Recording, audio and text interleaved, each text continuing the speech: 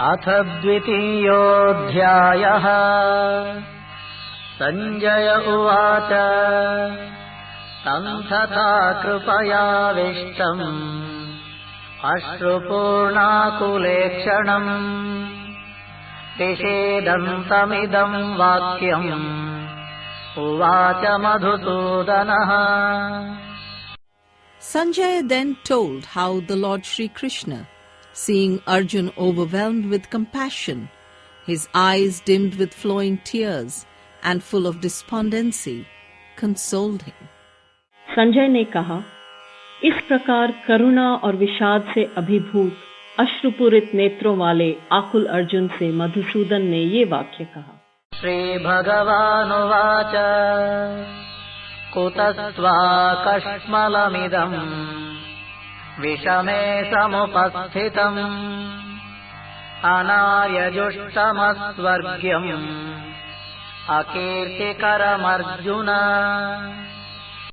The Lord said, My beloved friend, why yield just on the eve of battle to this weakness which does no credit to those who call themselves Aryans, and only brings them infamy and bars against them the gates of heaven? Shri भगवान ने कहा, हे अर्जुन, तुमको इस विषम स्थल में ये मोह कहाँ से उत्पन्न हुआ? ये आर्य आचरण के विपरीत न तो स्वर्ग प्राप्ति का साधन ही है और न कीर्ति कराने वाला ही है। क्लैब्यमास्मगमः पार्थ नैतत्त्वय्युपपद्यते क्षुद्रं हृदय दौर्बल्यम् त्यक्त्वोत्तिष्ठ परन्तप। O Arjuna, why give way to unmanliness? O thou who art the terror of thine enemies, shake off such shameful effeminacy. Make ready to act. हे पार्थ, कायर मत बनो, यह तुम्हारे लिए अशोभनीय है। हे परंतप, हृदय की क्षुद्र दुर्बलता को त्याग कर खड़े हो जाओ। अर्जुन उवाच कथं भीष्ममहं संख्ये द्रोणं च Madhusudan इषुभिः प्रतियोत्स्यामि पूजार्हावरिसूदन। Arjuna argued, My Lord, how can I, when the battle rages, send an arrow through Bhishma and Drona, who should receive my reverence?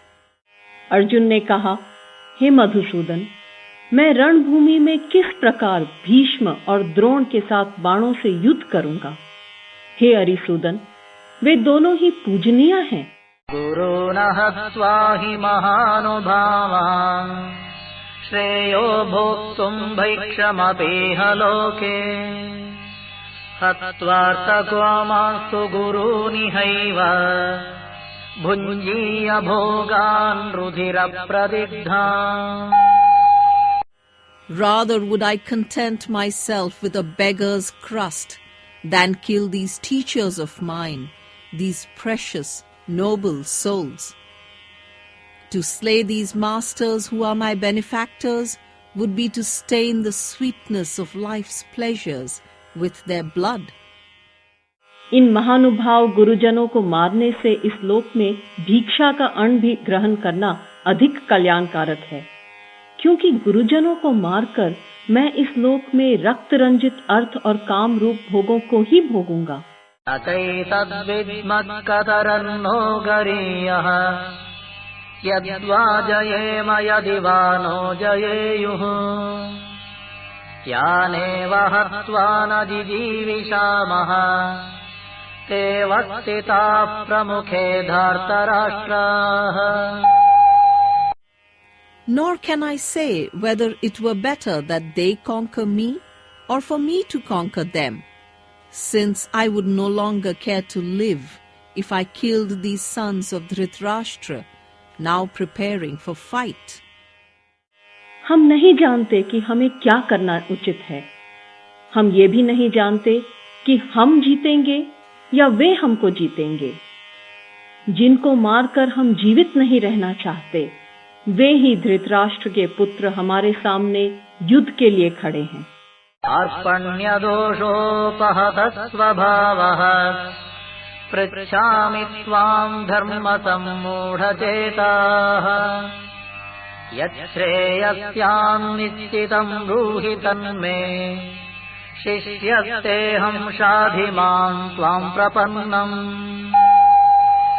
My heart is oppressed with pity, and my mind confused as to what my duty is. Therefore, my Lord, tell me what is best for my spiritual welfare, for I am thy disciple. Please direct me, I pray. करुणा के कलुष से अभिभूत और कर्तव्य पथ पर संभ्रमित हुआ मैं आपसे पूछता हूँ कि मेरे लिए जो श्रेयस्कर हो उसे आप निश्चय करके कहिए, क्योंकि मैं आपका शिष्य हूँ। शरण में आए मुझको आप उपदेश दीजिए। हि प्रपश्यामि ममापनुद्याद् यच्छोकमुच्चोषणमिन्द्रियाणाम् अवाप्य भूमावसपत्नमृद्धम् राज्यम् सुराणामपि चाधिपत्यम्। For should I attain the monarchy of the visible world, or over the invisible world, it would not drive away the anguish which is now paralyzing my senses. पृथ्वी पर निष्कंटक समृद्ध राज्य को और देवताओं के स्वामित्व को प्राप्त होकर भी मैं उस उपाय को नहीं देखता हूँ जो कि मेरी इंद्रियों को सुखाने वाले इस शोक को दूर कर सके। संजय उवाच एवमुक्त्वा हृषीकेशम् गुडाकेशः परन्तप न योत्स्य इति गोविन्दम् उक्त्वा तूष्णीम् बभूवः।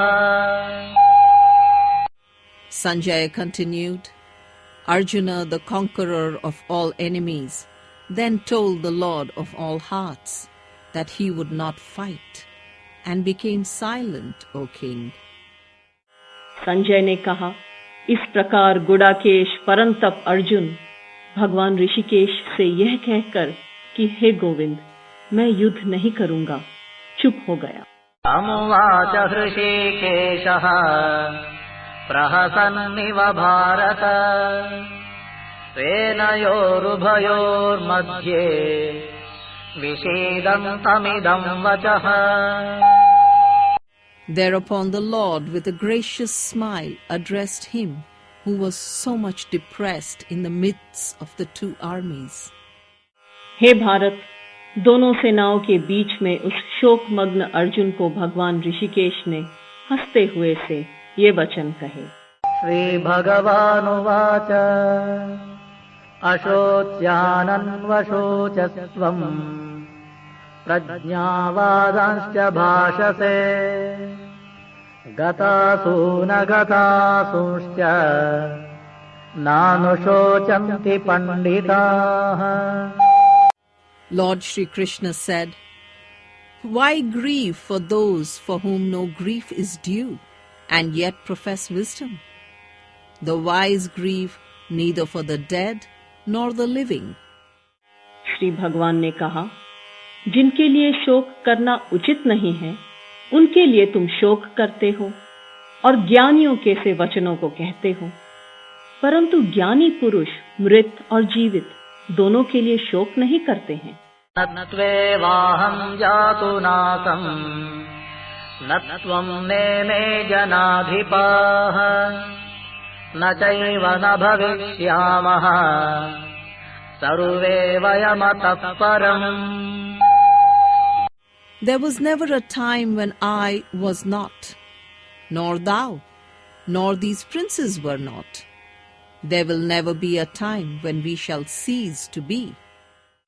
वास्तव में न तो ऐसा ही है कि मैं किसी काल में नहीं था, अथवा तुम नहीं थे, अथवा ये राजा लोग नहीं थे, और न ऐसा ही है कि इससे आगे हम सब नहीं रहेंगे। देहिनोऽस्मिन् यथा देहे कौमारं यौवनं जरा तथा देहान्तरप्राप्तिः धीरस्तत्र न मुह्यते. As the soul experiences in this body infancy, youth, and old age, so finally it passes into another. The wise have no delusion about this. जैसे इस देह में देही जीवात्मा की कुमार, युवा और वृद्धावस्था होती है, वैसे ही उनको अन्य शरीर की प्राप्ति होती है. धीर पुरुष इसमें मोहित नहीं होता है. मात्रा स्पर्शास्तु कौन्तेय शीतोष्ण सुख दुःखदाः आगमापायिनो नित्याः सांस्थितिक्षस्व Bharat. Those external relations which bring cold and heat, pain and happiness, they come and go. They are not permanent. Endure them bravely, O Prince. हे कुंती पुत्र, शीत और उष्ण और सुख दुख को देने वाली इंद्रियां और विषयों के संयोग का प्रारंभ और अंत होता है. वे अनित्य हैं. इसलिए हे भारत, उनको तुम सहन करो. यं हि न व्यथयन्त्येते पुरुषं पुरुषर्षभ समदुःखसुखं धीरम् सुमृतत्वाय कल्पते. The hero whose soul is unmoved by circumstance, who accepts pleasure and pain with equanimity, only he is fit for immortality. हे पुरुष श्रेष्ठ, दुख और सुख में समान भाव से रहने वाले जिस धीर पुरुष को ये व्यथित नहीं कर सकते हैं, वह अमृतत्व का अधिकारी होता है.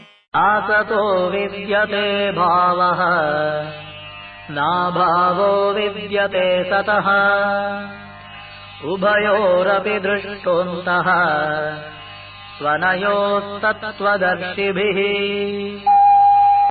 That which is not shall never be. That which is shall never cease to be. To the wise, these truths are self-evident. असत वस्तु का तो अस्तित्व नहीं है और सत का कभी अभाव नहीं है. इस प्रकार इन दोनों का ही तत्व तत्वदर्शी ज्ञानी पुरुषों के द्वारा देखा गया है.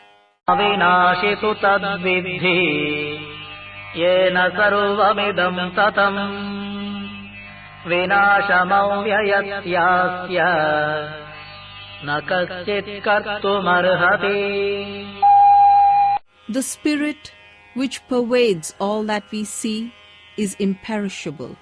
Nothing can destroy the spirit.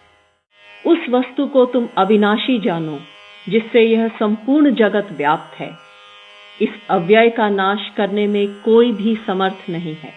सवन्त इमे देहाः नित्यस्योक्ता शरीरिणः अनाशिनो प्रमेयस्य तस्माद्युध्यस्व Bharat. The material bodies which this eternal, indestructible, immeasurable spirit inhabits are all finite. Therefore fight, O valiant man. इस नाश रहित अप्रमेय नित्य देही आत्मा के ये सब शरीर नाशवान कहे गए हैं. इसलिए हे भारत, तुम युद्ध करो. येनं वेत्ति हन्तारम् यश्चैनं मन्यते हतम् उभौ तौ न विजानीतः नायं हन्ति न हन्यते. He who thinks that the spirit kills and he who thinks of it as killed are both ignorant. The spirit kills not, nor is it killed. जो इस आत्मा को मारने वाला समझता है और जो इसको मरा समझता है, वे दोनों ही नहीं जानते हैं, क्योंकि ये आत्मा न मरता है और न मारा जाता है. अजायते म्रियते वा कदाचित् नायं भूत्वा भविता वा न भूयः अजो नित्यः शाश्वतोऽयं पुराणः न हन्यते हन्यमाने शरीरे. It was not born, it will never die, nor once having been can it cease to be. Unborn, eternal, ever enduring, yet most ancient, the spirit dies not when the body is dead. ये आत्मा किसी काल में भी न जन्मता है और न मरता है, और न ये एक बार होकर फिर अभाव रूप में होने वाला है। ये आत्मा अजन्मा, नित्य, शाश्वत और पुरातन है। शरीर के नाश होने पर भी इसका नाश नहीं होता। वेदा विनाशिनं नित्यं य एनमजमव्ययम् कथं स पुरुषः Partha कङ्घातयति हन्तिकम्। He who knows the spirit as indestructible, immortal, unborn, always the same, how should he kill or cause to be killed? हे पार्थ, जो पुरुष इस आत्मा को अविनाशी, नित्य और अव्यय स्वरूप जानता है, वह कैसे किसको मरवाएगा और कैसे किसको मारेगा? आसंसि जीर्णानि यथा विहाय नवानि गृह्णाति नरोपराणि तथा शरीराणि विहाय जीर्णानि अन्यानि संयाति नवानि देहि। As a man discards his threadbare robes and puts on new, so the spirit throws off its worn-out bodies and takes fresh ones. जैसे मनुष्य जीर्ण वस्त्रों को त्याग कर दूसरे नए वस्त्रों को धारण करता है, वैसे ही देही जीवात्मा पुराने शरीरों को त्याग कर दूसरे नए शरीरों को प्राप्त होता है। नैनं छिन्दन्ति शस्त्राणि नैनं दहति पावकः न चैनं क्लेदयत्यापः न शोषयति मारुतः। Weapons cleave it not, fire burns it not, water drenches it not, and wind dries it not. इस आत्मा को शस्त्र काट नहीं सकते और न अग्नि इसे जला सकती है। जल इसे गीला नहीं कर सकता और वायु इसे सुखा नहीं सकती है। अच्छेद्योऽयमदास्योऽयम् अक्लेद्यो शोष्य एव च नित्यः सर्वगतस्थाणुः अचलोऽयं सनातनः। It is impenetrable.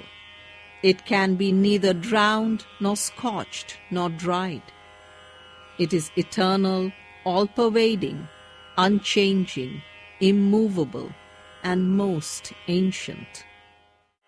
क्योंकि यह आत्मा काटी नहीं जा सकती, जलाई नहीं जा सकती, गीली नहीं हो सकती और सुखाई नहीं जा सकती है। यह नित्य, सर्वगत, स्थिर, अचल और सनातन है। अव्यक्तोऽयमचिन्त्योऽयम् अविकार्योऽयमुच्यते तस्मादेवं विदित्वैनं नानुशोचितुमर्हसि। It is named the unmanifest, the unthinkable, the immutable. Wherefore, knowing the spirit as such, thou hast no cause to grieve. यह आत्मा अव्यक्त, अचिंत्य और अविकारी कहा जाता है। इसलिए इसको इस प्रकार जानकर तुमको शोक करना उचित नहीं है। अथ चैनं नित्यजातं नित्यं वा मन्यसे मृतं तथापि त्वं महाबाहो नैवं शोचितुमर्हसि।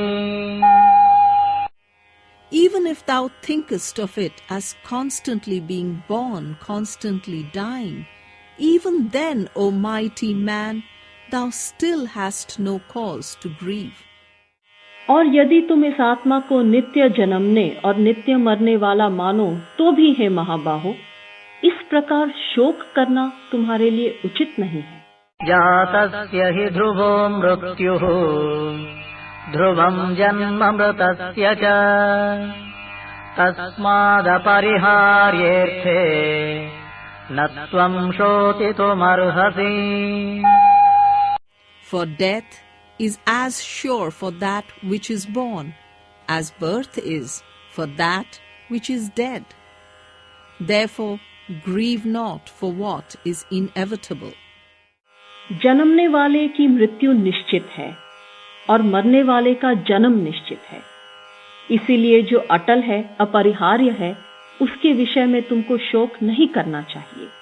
व्यक्तादीनि भूतानि व्यक्तमध्यानि भारत अव्यक्तनिधनान्येव तत्र का परिदेवना। The end and the beginning of beings are unknown. We see only the intervening formations. Then what cause is there for grief? हे भारत, समस्त प्राणी जन्म से पूर्व और मृत्यु के बाद अव्यक्त अवस्था में रहते हैं और बीच में व्यक्त होते हैं। फिर उसमें चिंता या शोक की क्या बात है? आश्चर्यवत् पश्यति कश्चिदेनम् आश्चर्यवत् वदति तथैव चान्यः आश्चर्यवच्चैनमन्यः शृणोति श्रुत्वाप्येनं वेद न चैव कश्चित्। One hears of the Spirit with surprise, another thinks it marvelous, the third listens without comprehending. Thus, though many are told about it, scarcely is there one who knows it. कोई इसे आश्चर्य के समान देखता है, कोई इसके विषय में आश्चर्य के समान कहता है और कोई अन्य पुरुष इसे आश्चर्य के समान सुनता है और फिर कोई सुनकर भी नहीं जानता। देहे नित्यमवध्योऽयम् देहे सर्वस्य भारत तस्मात् सर्वाणि भूतानि न त्वं शोचितुमर्हसि। Be not anxious about these armies. The spirit in man is imperishable. हे भारत, ये देही आत्मा सबके शरीर में सदा ही अवध्य है, इसीलिए समस्त प्राणियों के लिए तुमको शोक करना उचित नहीं है।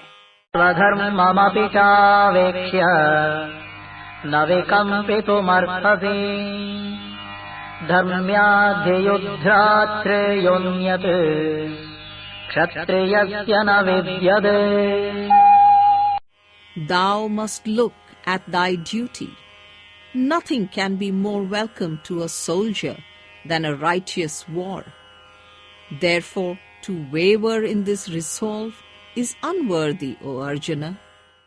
और स्वधर्म को भी देखकर तुमको विचलित होना उचित नहीं है, क्योंकि धर्मयुक्त युद्ध से बढ़कर दूसरा कोई कल्याणकारक कर्तव्य क्षत्रिय के लिए नहीं है। यदृच्छया चोपपन्नम् स्वर्गद्वारमपावृतम् सुखिनः क्षत्रियाः पार्थ लभन्ते युद्धमीदृशम्। Blessed are the soldiers who find their opportunity. This opportunity has opened for thee the gates of heaven. और हे पार्थ, अपने आप प्राप्त हुए और स्वर्ग के लिए खुले हुए द्वार रूप इस प्रकार के युद्ध को भाग्यवान क्षत्रिय लोग ही पाते हैं। अत चेत्त्वमिमं धर्म्यं संग्रामं न करिष्यसि ततः स्वधर्मं कीर्तिं च हित्वा पापमवाप्स्यसि। Refuse to fight in this righteous cause, and thou wilt be a traitor, lost to fame, incurring only sin. और यदि तुम इस धर्मयुक्त युद्ध को नहीं करोगे, तो स्वधर्म और कीर्ति को खोकर पाप को प्राप्त करोगे। अकीर्तिं च विभूतानि कथयिष्यन्ति ते व्ययाम् संभावितस्य च कीर्तिः मरणादतिरिच्यते। Men will talk forever of thy disgrace, and to the noble, dishonor is worse than death. और सब लोग तुम्हारी बहुत काल तक रहने वाली अपकीर्ति को भी कहते रहेंगे, और सम्मानित पुरुष के लिए अपकीर्ति मरण से भी अधिक होती है। याद्रणादुपरतम् मन्त्यन्ते त्वाम् महारथाः येषाञ्च त्वम् बहुमतः भूत्वा यास्यसि लाघवम्। Great generals will think that thou hast fled from the battlefield through cowardice. Though once honored, thou wilt seem despicable. और जिनके लिए तुम बहुत माननीय हो, उनके लिए अब तुम तुच्छता को प्राप्त होगे। वे महारथी लोग तुम्हें भय के कारण युद्ध से निवृत्त हुआ मानेंगे।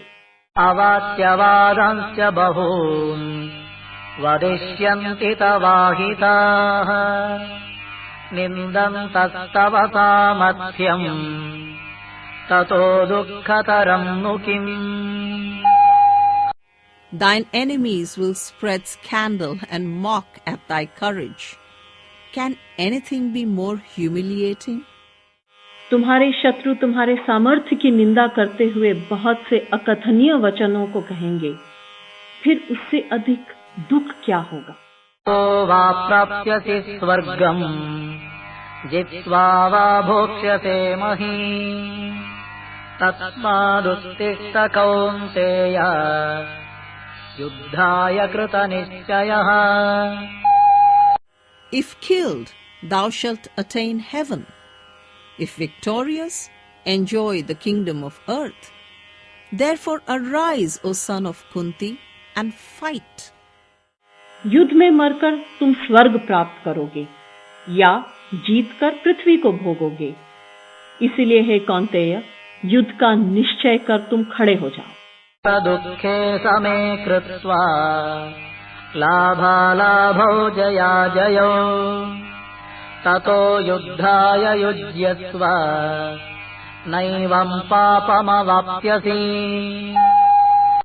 Look upon pleasure and pain, victory and defeat with an equal eye. Make ready for the combat, and thou shalt commit no sin. सुख दुख, लाभ हानि और जय पराजय को समान करके युद्ध के लिए तैयार हो जाओ। इस प्रकार तुमको पाप नहीं होगा। एषा ते विहिता सांख्ये बुद्धिर्योगे त्विमां शृणु बुद्ध्या युक्तो यया पार्थ कर्मबन्धं प्रहास्यसि।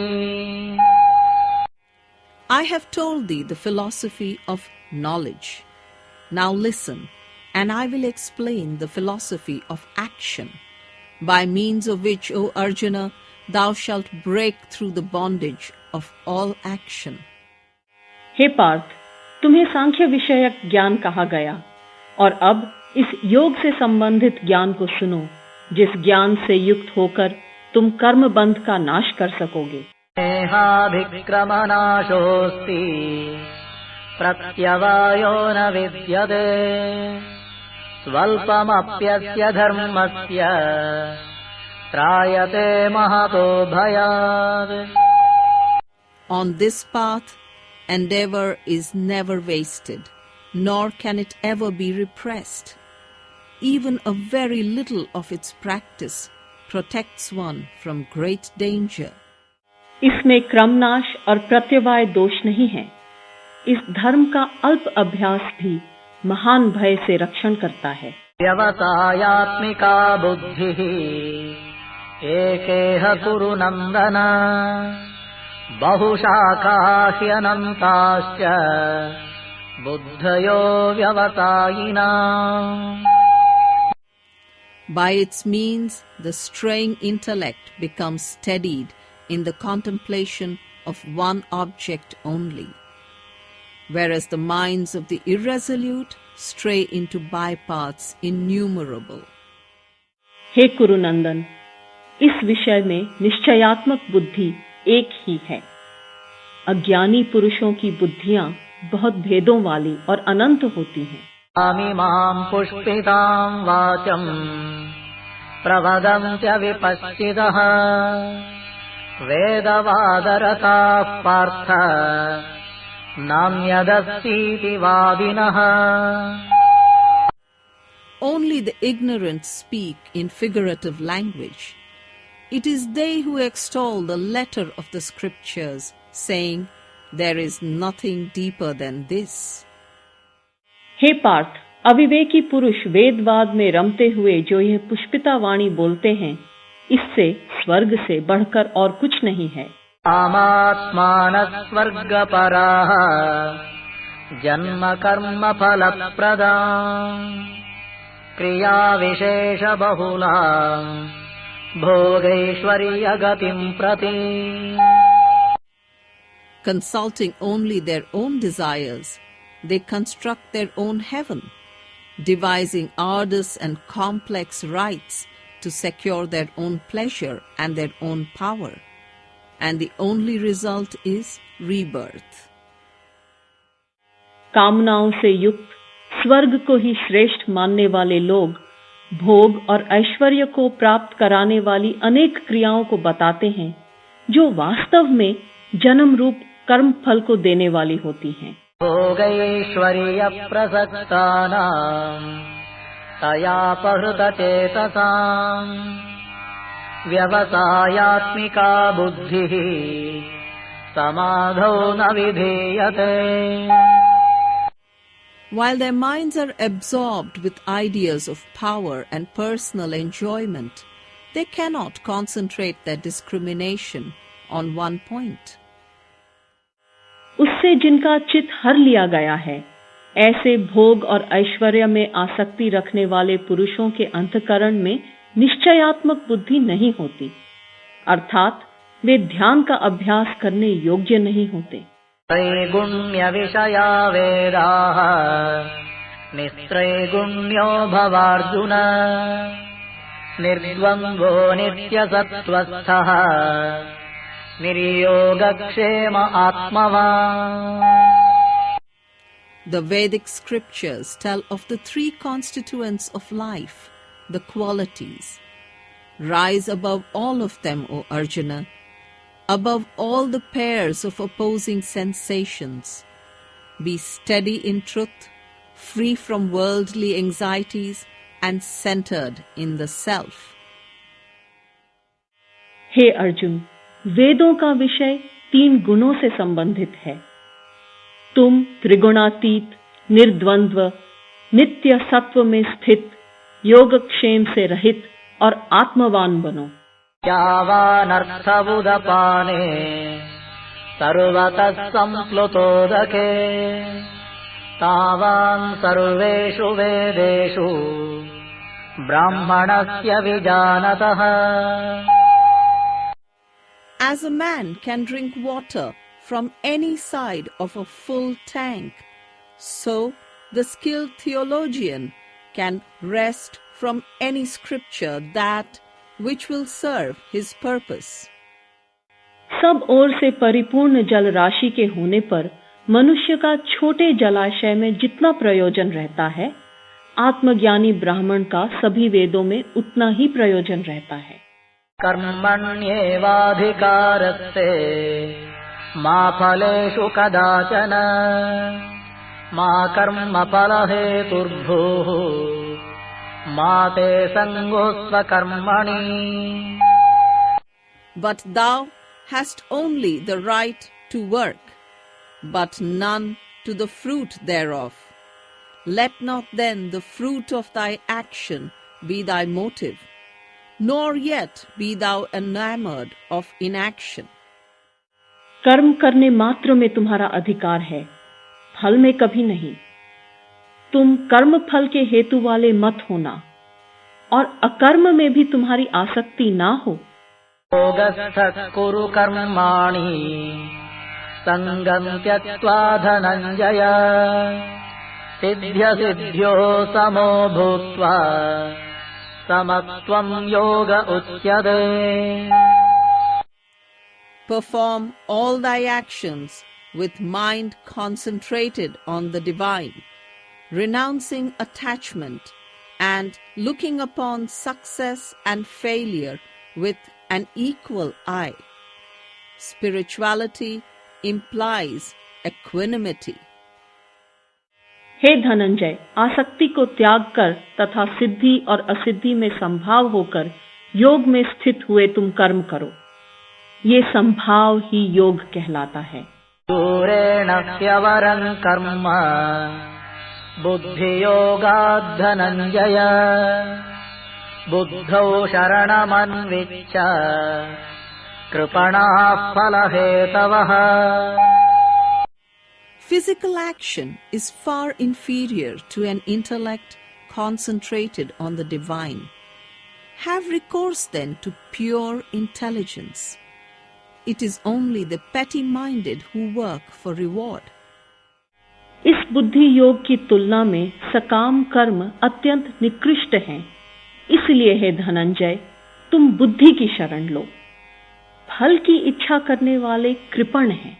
बुद्धियुक्तो जहातीह उभे सुकृत दुष्कृते तस्माद् योगाय युज्यस्व योगः कर्मसु कौशलम्। When a man attains to pure reason, he renounces in this world the results of good and evil alike. Cling thou to right action. Spirituality is the real art of living. समत्व बुद्धि युक्त पुरुष यहाँ पुण्य और पाप इन दोनों कर्मों को त्याग देता है। इसलिए तुम योग से युक्त हो जाओ। कर्म में कुशलता योग है। कर्मजं बुद्धियुक्ता हि फलं त्यक्त्वा मनीषिणः जन्मबन्ध विनिर्मुक्ताः पदं गच्छन्त्यनामयम्। The sages, guided by pure intellect, renounce the fruit of action, and, freed from the chains of rebirth, they reach the highest bliss. बुद्धि योग युक्त मनीषी लोग कर्मजन्य फलों को त्याग कर जन्म रूप बंधन से मुक्त हुए अनामय अर्थात निर्दोष पद को प्राप्त होते हैं। यदा ते मोहकलिलं बुद्धिर्व्यतितरिष्यति तदा गन्तासि निर्वेदम् श्रोतव्यस्य श्रुतस्य च। When thy reason has crossed the entanglements of illusion, then shalt thou become indifferent both to the philosophies thou hast heard and to those thou mayest yet hear. जब तुम्हारी बुद्धि मोह रूप दलदल को तर जाएगी, तब तुम उन सब वस्तुओं से वैराग्य को प्राप्त हो जाओगे जो सुनने योग्य और सुनी हुई हैं। श्रुति विप्रतिपन्नाते यदा स्थास्यति निश्चला समाधावचला बुद्धिः तदा योगमवाप्स्यसि। When the intellect, bewildered by the multiplicity of holy scripts, stands unperturbed in blissful contemplation of the infinite, then hast thou attained spirituality. जब अनेक प्रकार के विषयों को सुनने से विचलित हुई तुम्हारी बुद्धि आत्म स्वरूप में अचल और स्थिर हो जाएगी, तब तुम परमार्थ योग को प्राप्त करोगे। अर्जुन उवाच स्थितप्रज्ञस्य का भाषा समाधिस्तस्य केशव स्थितधीः किं प्रभाषेत किमासीत व्रजेत किम्। Arjuna asked, My Lord, how can we recognize the saint who has attained pure intellect, who has reached this state of bliss, and whose mind is steady? How does he talk? How does he live? And how does he act? Arjun ने कहा, हे केशव, समाधि में स्थित स्थिर बुद्धि वाले पुरुष का क्या लक्षण है? स्थिर बुद्धि पुरुष कैसे बोलता है, कैसे बैठता है, कैसे चलता है? श्री भगवानुवाच प्रजहाति यदा कामान् सर्वान् पार्थमनोगतान् आत्मन्येवात्मना तुष्टः स्थितप्रज्ञस्तदोच्यते. Lord Shri Krishna replied, when a man has given up the desires of his heart and is satisfied with the self alone, be sure that he has reached the highest state. Shri भगवान ने कहा, हे पार्थ, जिस समय पुरुष मन में स्थित सब कामनाओं को त्याग देता है और आत्मा से ही आत्मा में संतुष्ट रहता है, उस समय वह स्थित प्रज्ञ कहलाता है. एष्वनुद्विग्नमनाः सुखेषु विगतस्पृहः वीतरागभयक्रोधः स्थितधीर्मुनिरुच्यते. The sage whose mind is unruffled in suffering, whose desire is not roused by enjoyment, who is without attachment, anger or fear, take him to be one who stands at that lofty level. दुख में जिसका मन उद्विग्न नहीं होता, सुख में जिसकी स्पृहा निवृत्त हो गई है, जिसके मन में राग, भय और क्रोध नष्ट हो गए हैं, वह मुनि स्थित प्रज्ञा कहलाता है. यस्सर्वत्रानभिस्नेहः तत्तत्प्राप्य शुभाशुभम् नाभिनन्दति न द्वेष्टि तस्य प्रज्ञा प्रतिष्ठिता. He who wherever he goes is attached to no person and to no place by ties of flesh, who accepts good and evil alike, neither welcoming the one nor shrinking from the other, take him to be one who is merged in the infinite. जो सर्वत्र अति स्नेह से रहित हुआ उन शुभ तथा अशुभ वस्तुओं को प्राप्त कर न प्रसन्न होता है और न द्वेष करता है, उसकी प्रज्ञा प्रतिष्ठित है. संहरते चायम् कूर्मोऽङ्गानीव सर्वशः इन्द्रियाणीन्द्रियार्थेभ्यः तस्य प्रज्ञा प्रतिष्ठिता. He who can withdraw his senses from the attraction of their objects, as the tortoise draws its limbs within its shell, take it that such a one has attained perfection. कछुआ अपने अंगों को जैसे समेट लेता है, वैसे ही यह पुरुष जब सब ओर से अपनी इंद्रियों को इंद्रियों के विषय से परावृत कर लेता है, तब उसकी बुद्धि स्थिर होती है. विषया विनिवर्तन्ते निराहारस्य देहिनः रसवर्ज्यं रसोऽप्यस्य परं दृष्ट्वा निवर्तते. The objects of sense turn from him who is abstemious. Even the relish for them is lost in him who has seen the truth. निराहारी देही पुरुष से विषय तो निवृत्त हो जाते हैं, परंतु उनके प्रति राग नहीं. परम तत्व को देखने पर इस पुरुष का राग भी निवृत्त हो जाता है. यततोऽप्यपि कौन्तेय पुरुषस्य विपश्चितः इन्द्रियाणि प्रमाथीनि हरन्ति प्रसभं मनः. O Arjuna, the mind of him who is trying to conquer it is forcibly carried away in spite of his efforts by his tumultuous senses. हे कौन्तेय, संयम का प्रयत्न करते हुए बुद्धिमान पुरुष के भी मन को ये इंद्रियां बलपूर्वक हर लेती हैं. आनि सर्वाणि संयम्य युक्त आसीत मत्परः वशे हि यस्येन्द्रियाणि तस्य प्रज्ञा प्रतिष्ठिता. Restraining them all, let him meditate steadfastly on me. For who thus conquers his senses achieves perfection. उन सब इंद्रियों को संयमित कर युक्त और मतपर हो, जिस पुरुष की इंद्रियां वश में होती हैं, उसकी प्रज्ञा प्रतिष्ठित होती है। ध्यायतो विषयान् पुंसः संगस्तेषुपजायते संगात् संजायते कामः कामात् क्रोधोऽभिजायते। When a man dwells on the objects of sense, he creates an attraction for them. Attraction develops into desire, and desire breeds anger.